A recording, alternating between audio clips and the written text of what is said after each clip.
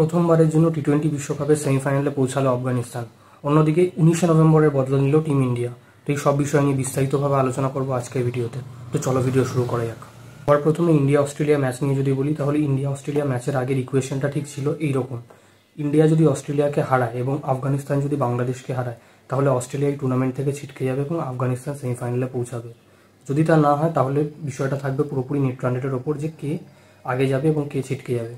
তো India Australia ম্যাচে Australia টসে যেতে এবং ফিল্ডিং করার সিদ্ধান্ত নেয়। টসে জিতে অস্ট্রেলিয়া ফিল্ডিং করার সিদ্ধান্ত নিলে রোহিত শর্মা ব্যাট করতেন এবং রোহিত শর্মা দুর্দান্ত একটা 92 রানের ইনিংস খেলে 41 বলে। সেই ইনিংসটা খুবই ইম্পর্টেন্ট ছিল ইন্ডিয়ার জন্য। রোহিত শর্মা ফর্মে আসাটা খুবই ইম্পর্টেন্ট ছিল। অন্যদিকে বিরাট কোহলি তাড়াতাড়ি আউট হয়ে যায়।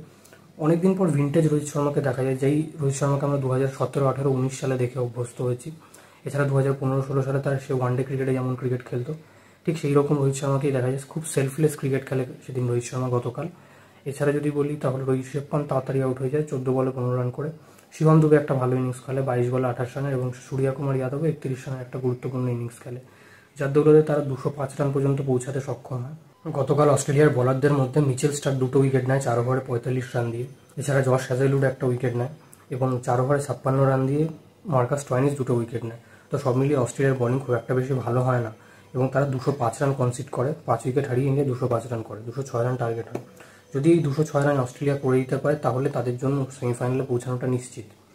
এবার যখন ইন্ডিয়া বল করতে নামে এবং অস্ট্রেলিয়া ব্যাট করতে নামে, তখন অস্ট্রেলিয়ার ট্র্যাভিস হেড এবং ডেভিড ওয়ার্নার শুরু করে।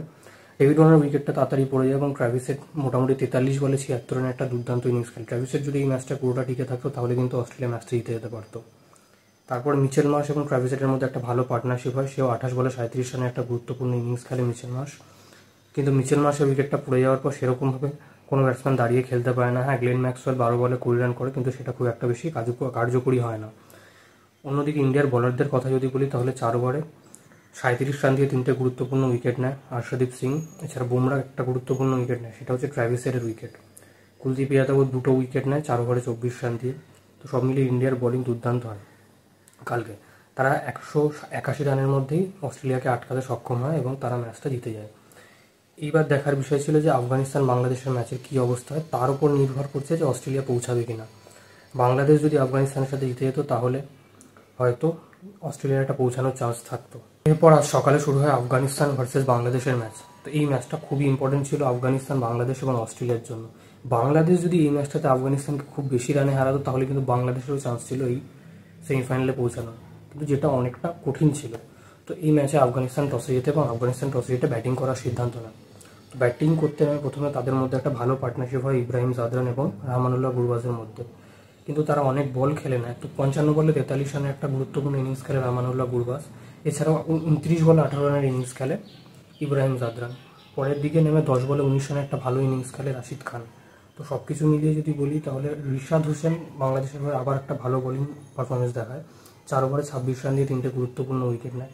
এছাড়া তাসকিন আহমেদ এবং মুশফিক তাফিজুর রহমান একটা করে উইকেট পায়। তো সব কিছু মিলিয়ে 115 রান করে 5 উইকেট হারিয়ে 20 ওভার শেষে আফগানিস্তান। তো 20 ওভার শেষে 115 রান ইজিলি চেজ হয়ে যায় বলেই আমাদের মনে হয়, কারণ সেটা আমরা দেখেই এসেছি এত টি-20 ওয়ার্ল্ড কাপের ম্যাচে। আমেরিকার পিচগুলো একটু কঠিন ছিল, তাই সেখানে হয়তো চেজ হচ্ছিল না, কিন্তু ওয়েস্ট ইন্ডিজের মাঠে ইজিলি চেজ হয়ে যায়, যেটা আমরা দেখেছি। কিন্তু বাংলাদেশ সেটাও চেজ করতে পারে না। বাংলাদেশের কথা যদি বলি, তাহলে লিটন দাস একদিকে খেলতে থাকে, 54 রানের একটা ভালো ইনিংস খেলে। তো অন্য দিক থেকে কোনো ব্যাটসম্যান টিকে খেলতে পারে না এবং তারা পরপর ক্রমাগত উইকেট হারাতে থাকে। লাস্ট যখন বাংলাদেশের অল আউট হয়ে যায়, তখন 8 বলে 9 রান বাকি ছিল বাংলাদেশে এবং হাতে ছিল একটা উইকেট। সেটা তারা হারিয়ে ফেলে এবং বাংলাদেশ ম্যাচটা হেরে যায় এবং আফগানিস্তান কোয়ালিফাই করে যায় সেমিফাইনালের জন্য। এই ম্যাচে দুর্দান্ত বোলিং করে রাশিদ খান, 4 ওভারে 23 রান দিয়ে 4টে গুরুত্বপূর্ণ উইকেট নেয়। এছাড়াও নাবিনুল হক 3 ওভার 5 বলে 26 রান দিয়ে 4টে গুরুত্বপূর্ণ উইকেট নেয়। সেই ম্যাচের ম্যান অফ দ্য ম্যাচ হয় এবং আফগানিস্তান ইতিহাস তৈরি করলো, বিশ্বকাপের সেমিফাইনালে পৌঁছে।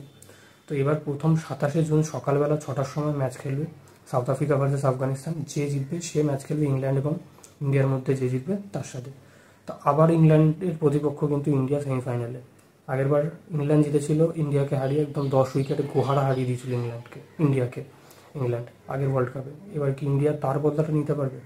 19 নভেম্বরের বদলা তো কমপ্লিট, এবার ইংল্যান্ডকে হারিয়ে কি তাদের বদলাটা নিতে পারবে? এবং সাউথ আফ্রিকা এবং আফগানিস্তানের মধ্যে যে কোনো একটা দল ফাইনালে পৌঁছাবে। দেখি কোন দল ফাইনালে পৌঁছায় এবং ফাইনালে প্রতিপক্ষ তারা কাকে পায়, ইংল্যান্ড না ইন্ডিয়া। দেখা যাক কী হয়। তো এই ছিল আজকের ভিডিওতে। ভিডিওটা ভালো লেগে থাকলে লাইক করো, শেয়ার করো, চ্যানেলটাকে সাবস্ক্রাইব করে বেল আইকনটা বাজিয়ে দাও। দেখা হচ্ছে পরের ভিডিওতে। বাই।